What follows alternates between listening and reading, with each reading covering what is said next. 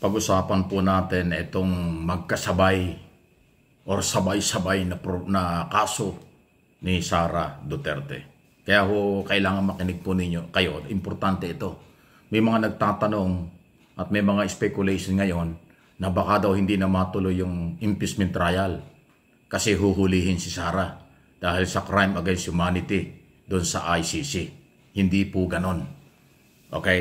Ganito po ang mangyayari.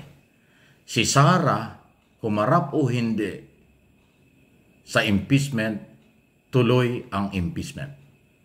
Kasi ang impeachment o article of impeachment ay nasa Senado na.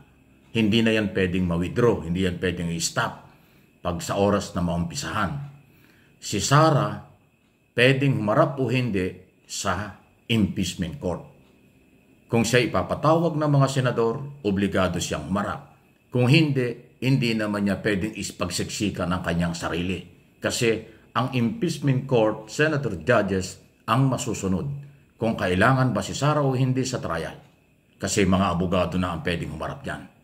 Ganun po yon.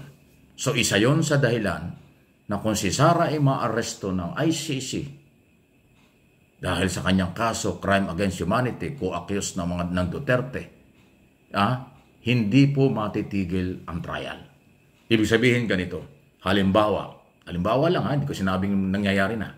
Although yung iba sinasabi, nandyan na ako hanggat di ko nakikita yung warrant of arrest at aksyon ng pulis, ibig sabihin, hindi pa natin pwedeng sabihin nandyan na or may arrest warrant na. Ako, ang sinasabi ko, kung sakali dumating ang warrant, dala ng Interpol, ipapatupad ng Executive Department, ng Police, DILG at ng DOJ, pwede siyang arestuhin.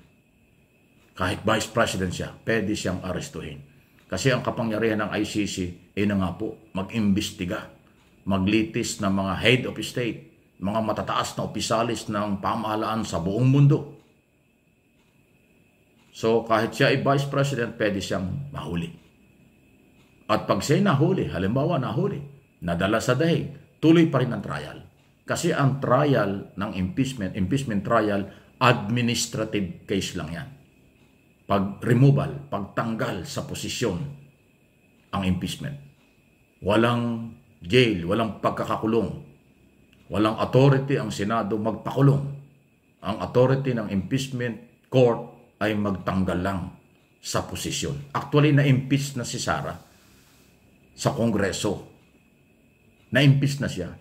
Pero sa ilalim ng proseso, na-impeach sa Kongreso, pero kailangan patunayan at magkaroon ng trial sa Senado. Yun yung pinali. Halimbawa, okay, si Sara ay guilty. Tanggal na as Vice President kung yan ang magiging desisyon ng Senado after ang trial. Hindi na siya makakaroon ng kahit anong posisyon sa gobyerno. Ban na sa anumang public office. Okay? Kung halimbawa naman ay acquittal siya, hindi na patunayang guilty sa impeachment trial, pero siya ay nakulong at nasa ICC, hindi magagamit yung acquittal para acquittal niya sa impeachment para i-release ng ICC kasi walang jurisdiction at walang pakialam ang ICC sa internal problem ng Pilipinas. So hindi sila manghihimasok sa local court kung nasa korte at impeachment administrative issue sa Philippine government. At ang Pilipinas, wala naman. Halimbawa, acquittal. Si Sara sa impeachment. Walang magagawa ang Philippine government na palabasin si Sara sa ICC kung sakaling makukulong kasi dahil siya acquittal. Hindi. Kung guilty naman, wala rin. Kaya anuman ang mangyari sa impeachment, trial ni Sara Duterte. Pero kung siya naman ay makukontrol at mahuhuli at ikukulong ng ICC, wala rin. Ibig sabihin, wala rin magagawa ang Philippine government. Diba? Kung acquittal siya, pwede siyang tumakbo sa susunod na mga eleksyon, kaya lang nakakulong siya sa ICC. Kaya paano kung halimbawa, hindi ko sinabing mangyayari, kung halimbawa, guilty, 30 years na makukulong, medyo matagal-tagal yun. Ganun po. So, para sa inyong kaalaman, hindi apektado ang mga kaso sa NBI, DOJ, o papunta sa korte ng mga problema ni Sara. Hindi rin apektado ang impeachment trial. In other words, ang lahat ng proseso dito sa Pilipinas hindi makakaapekto sa crime against humanity na reklamo ng mga Pilipinong biktima before International Criminal Court. Magkaiba yan. Magkaiba. Kasi sinasabi na iba, bakit naman sabay-sabay? Abay, wala tayong magagawa. Sabay-sabay din ang problemang dumating sa kanila eh. O maaaring sabay-sabay din ang mga problemang pinasok nila. Kasi yung betrayal of public trust, graft in corruption at iba pa, yun ay ginawa nila. Kaya sabi ng Kongreso, impeach ka na kasi ang dami mong problema.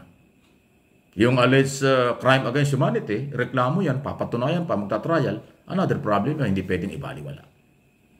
Ganon po. So saan ang galing ang problema? Hindi sa gobyerno, hindi sa ICC. Dahil ang gobyerno nagpapatupad lang ng batas. Ang ICC sumunod lang sa batas nila. Dahil ang reklamo o complainant ay mga Pilipino, biktima ng tukhang umano ng mga Duterte. Kasama si Sara nung siya ay mayor.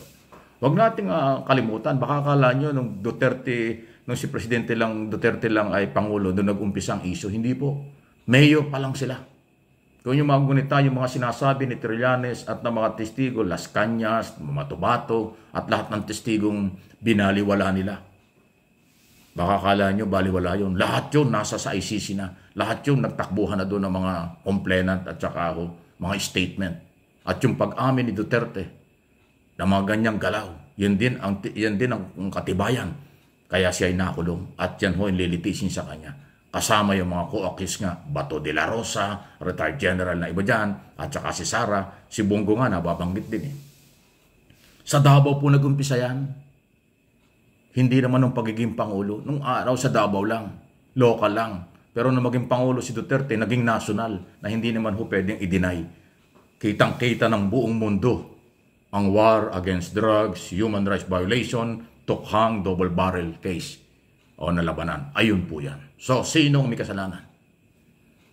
Sila rin. So, ang korte, ang maglilitis local at international, at siyempre, ang impeachment trial. So yan, alam na ninyo. Tuloy ang impeachment kahit anong mangyari kay Sara sa ICC. Tuloy din ang ICC kahit anong mangyari sa impeachment. Ibig sabihin, vice versa. Hindi pwedeng tanggihan. Pwede nilang labanan. Legal process. Due process. Pero sabay yan. Sino mauna? Sino man ang mauna, parehong magkakaroon niya ng resulta.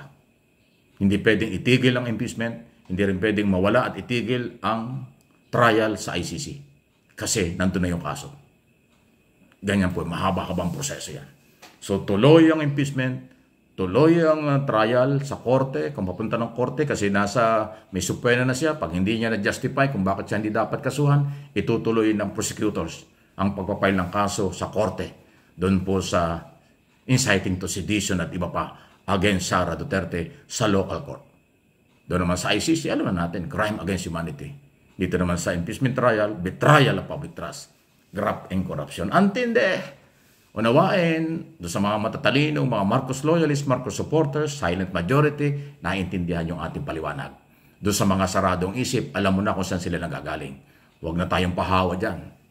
Bawal ang bobo dito sa channel na ito. At mga followers, subscribers at viewers, kailangan matalino.